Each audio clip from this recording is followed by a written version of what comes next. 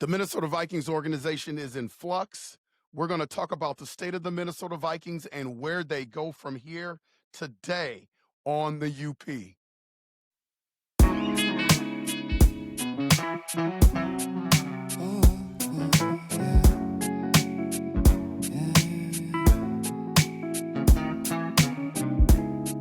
I don't know who I am. Can I say? Powered by Riverside FM. I can't remember a time, or it's been a while, probably since the Mike Zimmer days, obviously the end of Leslie Frazier's career with the Minnesota Vikings, where the Minnesota Vikings organization has been in so much turmoil, in flux. Every time, every minute, there's something that seems to be coming out of the organization that is negative over the past few weeks. And so with Kevin O'Connell and his regime, it has always been the thing that has been thrown out is that they have a great culture. They have a great infrastructure when it comes to the Minnesota Vikings. And right now, this thing is really, really being tested. Let's look at the situation with Adam Thielen. I have always been on the side of things when it comes to Adam Thielen that it was a move that they really necessarily didn't need to make. But when it comes to certain players in the Minnesota Vikings organization and their fan base, they get emotionally tied to players. When you look at Adam Thielen, because it wasn't that he was on the outs with the Carolina Panthers. I think the Carolina Panthers held out for the highest amount of assets they could get for Adam Thielen. I just don't think he was at the top of their board going forward. And I think Minnesota Viking fans and the Minnesota Vikings organization, they were emotionally tied to Adam Thielen. So they invested assets to get Adam Thielen to come back to the Minnesota Vikings, basically without a plan. And when you make moves like that without a plan, things could go south. Things can start to go pear-shaped pretty quick. And that's what happened with Adam Thielen. Adam Thielen came in. He was pretty pedestrian time he was there. When he had opportunities to catch the ball, he had a few drops, and then he wasn't targeted that much. And I think last game was kind of the straw that broke the camel's back, although it sounds like his representation went to Kwesi a week before last games and expressed an interest for Adam Thielen to get traded to another team to finish his career, because this was going to be his last season playing in the NFL, to try to find a team that was a contender, to try to find a team where he could get more playing time. See, I think you got to sift between the lines, because on the surface, it's easy to come out and make a statement like that you want to go to a contender and that you want an opportunity to play. Well, you're looking at 5 games for sure, possibly playoffs. So although the news came out that he signed with the Pittsburgh Steelers, my first thought is what Adam Thielen and his representation was thinking. Who are you going to go to? And now we found out it's the Steelers. But who are you going to go to that is going to have wide receiver spots open on a successful team that is contending for a playoff run or a Super Bowl? It just doesn't make any sense. When you sift through all the BS, I think a lot of it was Adam Thielen wanted to get out of there. Why wouldn't you want to finish your career as a Minnesota Viking, the team that drafted you, the team where you had the most success, where your boys are, even though you're not being used like you want to be used, for 5 more games, 35-year-old wide receiver, where you may go somewhere and you may not get the run that you think you're going to get. It's just weird. It's just kind of odd. He ended up with the Pittsburgh Steelers, so now he's in tandem with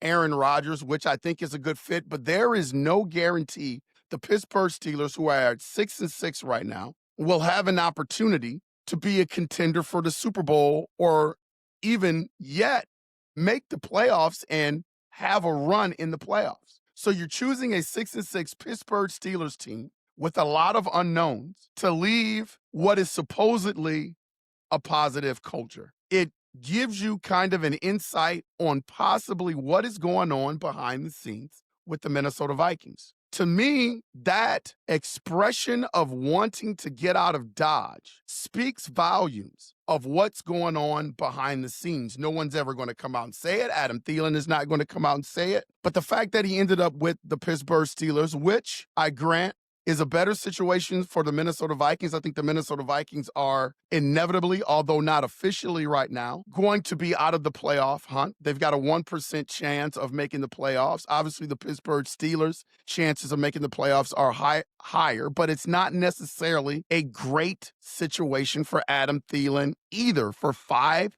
possible games. I don't think that that is a great, not a perfect situation for Adam Thielen. It's just a really, really weird thing. And this is what we're talking about today. We're talking about the state of the Minnesota Vikings organization. You look at the quarterback situation, and I think everybody has been pretty disappointed with it. And you can point the fingers at J.J. McCarthy. You can point the fingers at Kevin O'Connell and his play calling. But I think it's just safe to say that it hasn't worked out. Whoever fault it is, it hasn't worked out with J.J. McCarthy this year. And I've been on record in saying that I think J.J. McCarthy is going to be a good quarterback in the NFL. I just don't know if the Minnesota Vikings and the current coaching staff, the current philosophy of the coaching staff, the play calling of Kevin O'Connell will ever fit J.J. McCarthy. Because I think Kevin O'Connell is pretty stubborn. He's set in his ways. He feels like his offense works. It's a vertical passing game. It's a progression passing type style. And that doesn't necessarily fit, especially with a young quarterback, because I think it's pretty complicated. If you don't have the experience in the NFL to be able to grasp that is pretty tough. The proof is in the pudding. You can look at Josh Dobbs, although a veteran at the time, was pretty inexperienced, playing a whole lot of time. And you could see as he started to grasp the playbook, or they started to put more on him, how he regressed during his situation. His first couple of games were absolutely box office, and he was really limited in terms of what he knew of the Minnesota Vikings offense. The more he learned, the worse he got. You can look at the Carson Wentz situation. You can look at a Nick Mullins situation. When it comes to inexperienced young quarterbacks, the Minnesota Vikings organization under Kevin O'Connell is just not the place. Now, when you look at veterans, when you look at Kirk Cousins, when you look at Sam Darnold, when you look at those guys who did pretty well in the offense, I think now when you look at the title of quarterback whisperer, maybe Kevin O'Connell is that with veteran quarterbacks. And maybe with inexperience and young quarterbacks, that is not the case because he just hasn't had the success with those type of guys. And I am on board with, you look at a guy like J.J. McCarthy, I don't know if that's going to change. I mean, look at KOC really hasn't done anything to help the young man. You've got a tandem, a pretty good tandem in terms of running backs with Aaron Jones and Jordan Mason. Those guys, we traded for Jordan Mason from the San Francisco 49ers. He's averaging about 7 yards per carry, but yet we don't give him a lot of carries, and we don't use him. We don't use our running game effectively. That doesn't help a young quarterback like J.J. McCarthy. So I think that KOC is not going to change that. He is going to be who he is. He is set in his ways. It is why I say an inexperienced or a young quarterback is not what the Minnesota Vikings need and not what they should go after. So when you look at the upcoming draft, I've heard a lot of speculation about should the Minnesota Vikings go after a quarterback. I say absolutely not, because you're going to have a young, inexperienced quarterback. And then I've heard rumblings that the Minnesota Vikings should go after the Notre Dame running back Love. We don't use our running backs, so I don't want to hear that either. I think our philosophy and our structure is what it is. UP Nation, Purple Gang, Skull Nation. It is what it is. And so if this is the way it's going to be, I think we have to set up our personnel to be able to succeed under the current infrastructure of the Minnesota Vikings. Here's what I think the Minnesota Vikings should do at quarterback. And I know that it is an unpopular situation, but I am not on board with the Mac Jones stuff. I look at Mac Jones as being like a Byron Murphy Jr. type situation. There is not enough of a resume there to trade assets for Mac Jones. Mac Jones did not get it done with New England. People forget that. He beat out Cam Newton for that starting spot. He was given the keys to the organization. People said he was a bad teammate. He wasn't coachable. He couldn't get things done in New England. So then he started to bounce around the league when he lost that spot, went to Jacksonville, and now he's with San Francisco. And now he had a short stint in San Francisco when Bryce Purdy was hurt and did a pretty good job with San Francisco in relief, being the second string quarterback. For me, that's a small sample size. There's no guarantee that he is going to come into this organization and succeed. It's a crapshoot. The one thing that he has going for him is that now he is a veteran quarterback. KOC seems to work well with those veteran quarterbacks. But here's the deal. His resume has shown that he is not a vertical threat type quarterback. And the last thing that we should be doing is gambling again with our assets, like we did with Adam Thielen, as I just said, where we're just giving up draft picks for things that may not work out. You look at a guy like Mac Jones, he has never been a down the field vertical threat, which is what KOC's offense is. How does that work? How does Mac Jones fit into that? It is one of those things where, again, I feel like you're rolling the dice now. You're looking at a small sample size of Mac Jones with the San Francisco 49ers, and you're banking on he's going to be able to replicate that with the Minnesota Vikings. Everybody keeps talking to me about Bo Nix, Bo Nix, Bo Nix. We could have had Bo Nix. Bo Nix is in a great system with a great play caller and a great head coach in Sean Payton. There is no guarantee that if you put Bo Nix in our offensive scheme, that he would be looking like the Bo Nix for the Denver Broncos. I would argue that he would not be. So it's about getting KOC the quarterback that he wants. I look at Mac Jones, and I just don't think Mac Jones is a fit. Everybody is getting enamored with his stats and what he did with the San Francisco 49ers in relief for Brock Purdy. And that does not guarantee success for the Minnesota Vikings. It just doesn't, UP Nation. It just doesn't. I think bringing Mac Jones in, trading assets for him, would be another mistake by the Minnesota Vikings. Here's what I feel like they should do, and this is not popular. I'm going with Aaron Rodgers for next year, 1 year. 1 year. When you look at a guy like Mac Jones and any of the other Kyler Murray, all those guys, I'm not a big fan of Kyler Murray. The guy is not invested in his craft. So why would you want to invest money in a guy that is playing video games instead of watching film? He is not invested in his craft at all. So bringing in a Kyler Murray is another gamble. See, we got to stop gambling with our assets. And that's what KOC, Kwesi, and those guys have made a habit of doing, is gambling with our assets. And so when you look at a guy like Aaron Rodgers, where Aaron Rodgers fits is that he is a vertical threat type quarterback. You will not have to trade any assets for him, as he is going to be a free agent. All you need to do is have Aaron Rodgers for 1 year, because I believe you need to put J.J. McCarthy on the shelf for a year. He needs to learn. If KOC is spouting out footwork and eyes and rhythm and all these technical things that J.J. McCarthy needs to get better at, that's not going to happen during the season. That's going to happen during the offseason, and he probably needs to get his year back that he lost from his meniscus tear. If you understand what I'm saying, UP Nation, Skull Nation, Purple Gang, he needs to get that year back, and I believe we can do that by putting him on the shelf for a year. That is not a popular idea, but it is the smart idea. Bringing Aaron Rodgers into the locker room is not a popular idea, but it is a smart idea. When you look at our other options, we're probably not going to go to the Super Bowl anyway, but at least now you have a Hall of Famer, yet be it an older Hall of Famer, that understands and reads defenses that you can pair with Justin Jefferson. By the way, bringing in an Aaron Rodgers would start to appease guys like Justin Jefferson and Jordan Addison. Justin Jefferson's pretty upset now. You can see his frustration on the sidelines. What would bringing in a guy like Aaron Rodgers do for him, especially bringing in Aaron Rodgers on the cheap? He's not going to garner a big salary for next year. And here's what you need. You need a guy under center that's going to push back on Kevin O'Connell a little bit.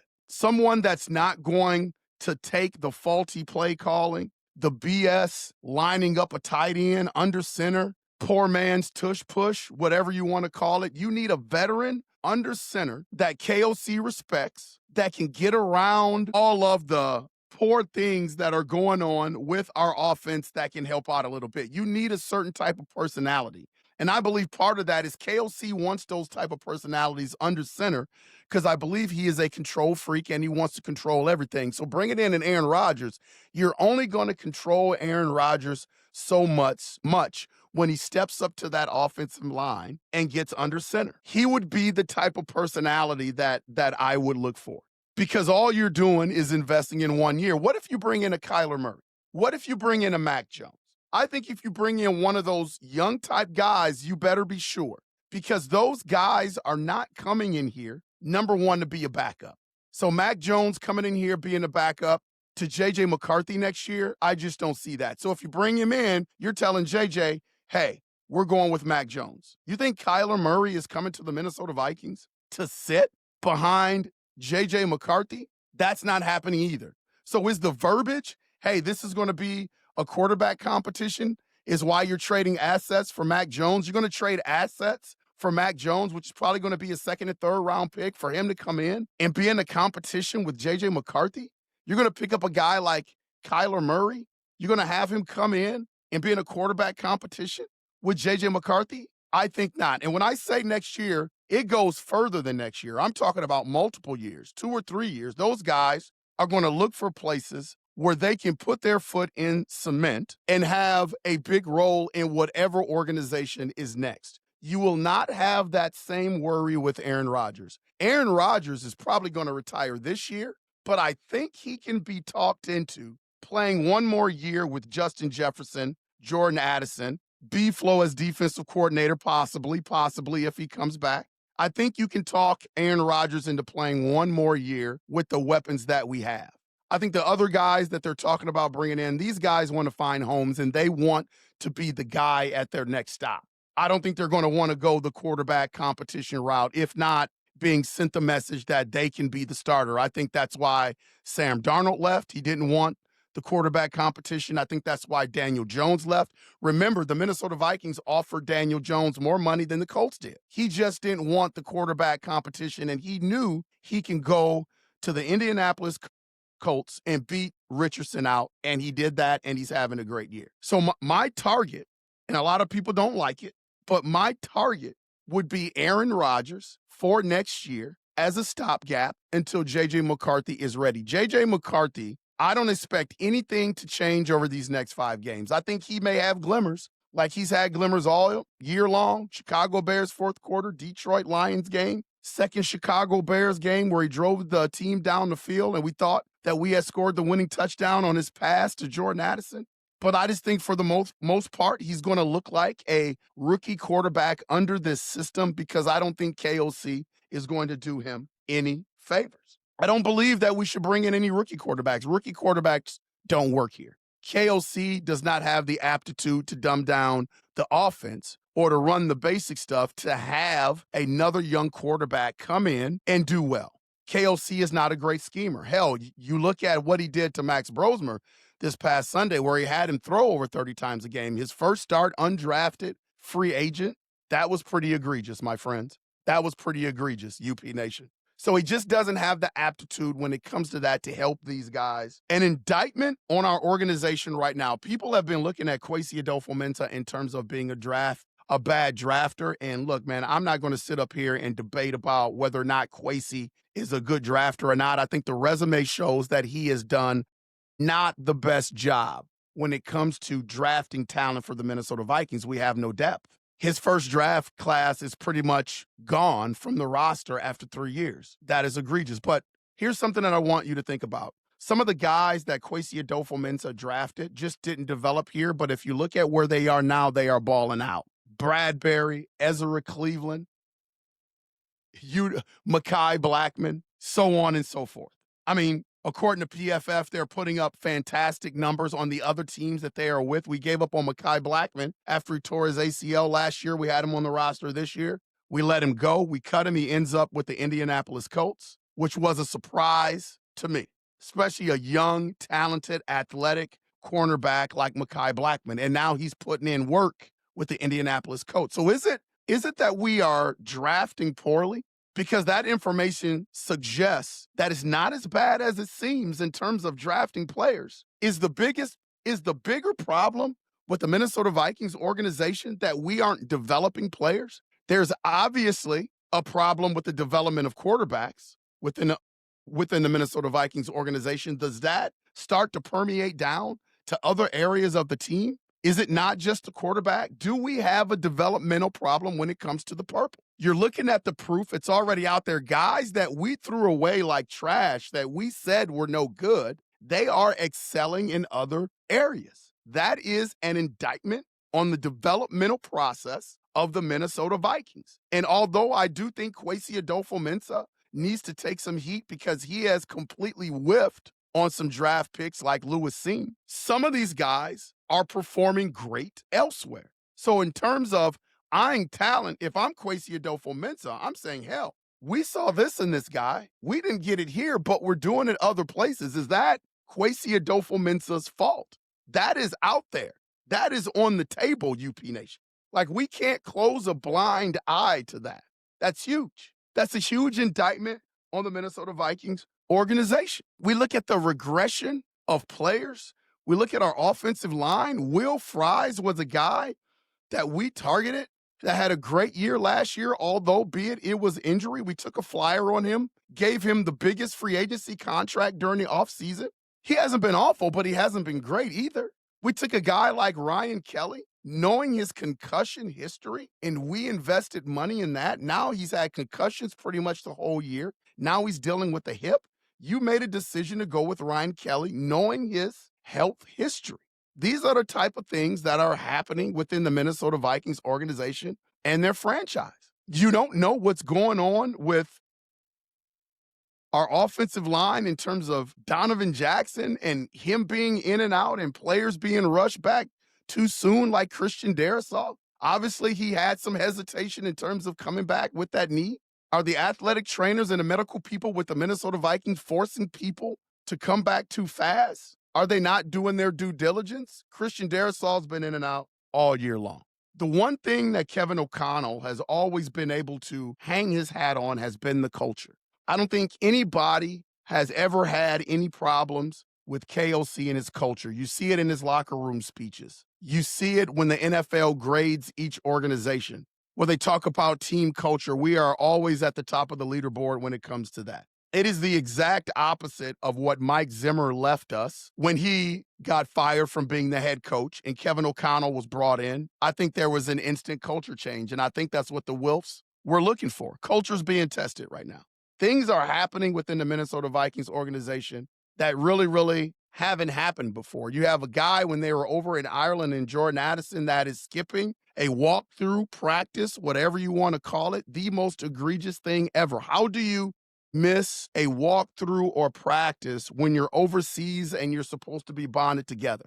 Guy like Jordan Jefferson, who is the ultimate teammate, I call him the ultimate teammate because even when he's not getting his, he's always happy for somebody else. That has been his foundation, but his foundation is starting to crack. You're starting to see cracks with Justin Jefferson. Justin Jefferson left last game without even speaking to the media. When was the last time that's happened? That is culture stuff. That is testing the culture of the Minnesota Vikings. The frustration with great guys, with great teammates is starting to boil over within that locker room. It is the state of the Minnesota Vikings right now, and Kevin O'Connell is completely in charge of that stuff. It is paramount that they start to iron some of these things out and get things fixed. A lot of it is tied to J.J. McCarthy. I think that we were sold a bill of goods on J.J. McCarthy. I think the Minnesota Vikings knew before they thought they knew or said that they knew that J.J. McCarthy was not ready to play. I said it on past videos even before the season started. It just perplexed me that when a guy misses a whole year of not being able to practice, that you don't play this guy in preseason games. And I know that I keep going back to the preseason game card, but it tells you everything that you need to know. KOC and his staff, these guys are not dummies. These guys are not dummies. My first thought when he played one series in the preseason, I thought they're trying to hide him. I didn't think it was an injury thing. I don't buy the injury thing. Well, we want to keep J.J. McCarthy healthy for the start of the season. Reps are more important. Development is more important. Anytime you step on the field, there's a risk of getting hurt. Look at J.J. McCarthy. J.J. McCarthy didn't play in the preseason, and he's been hurt all regular season. Ryan Kelly didn't play in the preseason, but he's been hurt pretty much all regular season. Christian Darrisaw didn't play in the preseason, but he's pretty much been hurt all regular season. So to try to protect guys from an injury, it just hasn't happened. It just doesn't happen that way from the NFL. So when I see coaches and people jump on the injury bandwagon of trying to keep guys fresh and not getting injured, they're going to get injured anyway during the regular season. So your development of your players, especially players that missed a whole year like J.J. McCarthy, man, is just paramount, and he needed to play. But I think they didn't want him to play because all eyes were on J.J. McCarthy at that point. Remember at the beginning of the year how excited you were to see J.J. McCarthy? So he would have been under a microscope. I know KOC knew that. That is the main reason why I feel like J.J. McCarthy did not play in the preseason, where they don't want the national media the bulk of the fan base, guys that analyze this game to get a great look at J.J. McCarthy because they knew the deficiencies that he had. All of these rhythm things and fundamentals that KOC says that J.J. McCarthy is missing, do you think these things just popped up within the last couple of weeks? No, those things were there from the beginning. And I think that KOC understood that and he knew that, and he was trying to hide J.J. McCarthy. It is why they did not want to bring in a box office backup quarterback that could possibly take J.J. McCarthy's position because they knew he wasn't there. I do think KOC thought that over a time period that he could fix what ails J.J. McCarthy. And by this time in the season that he would be ready to go.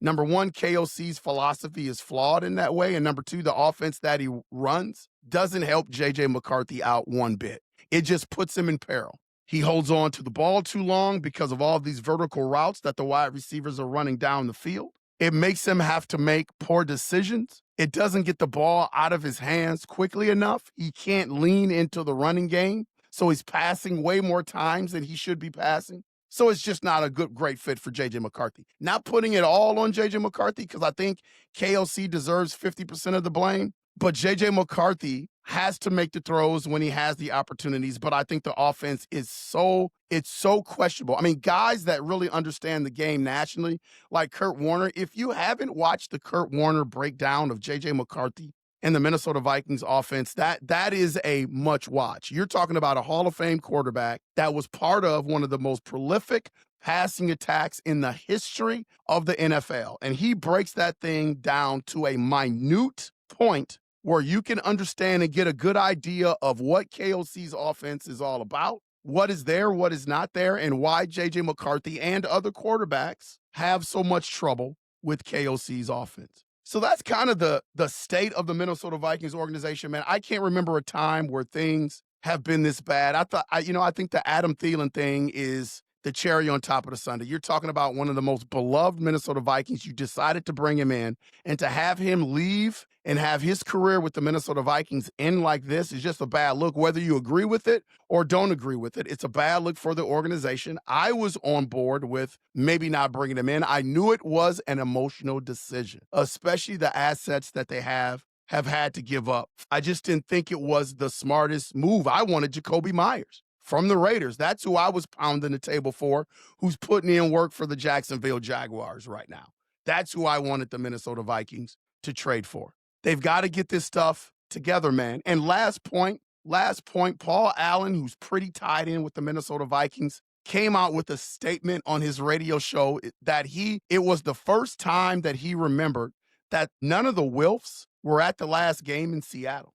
Now, it could be something innocent, man. It could be like Thanksgiving, stuff like that. People have stuff that they have to do. They are big-time businessmen. Hell, they could be out of the country. They could be doing other things. So I'm not trying to make a mountain out of a molehill.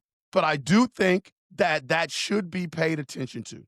PA, who goes to all the Vikings games, who are pretty tied in, was surprised that neither one of the Wilfs were at the game on Sunday. For him to take note of that, for his attention arrows to go up, to me means something because PA is really tied in to stuff like that. So it may be nothing, it may be something, who knows, but definitely keep an eye on it. This has been Unconventional Playbook. Please hit that like and subscribe button. And as always, UP Nation, we will see ya when we see ya. Skol.